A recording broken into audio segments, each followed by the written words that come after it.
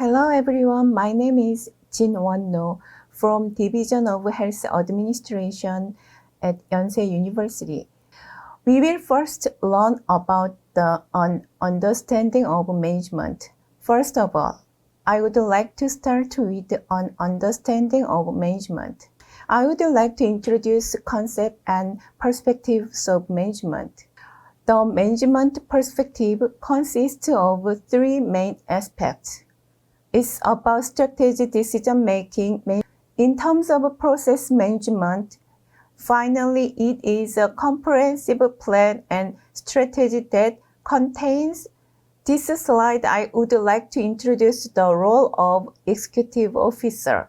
The first line manager supervises and coordinates the activities of workers. Improvement functions such as drastic reduction of unnecessary work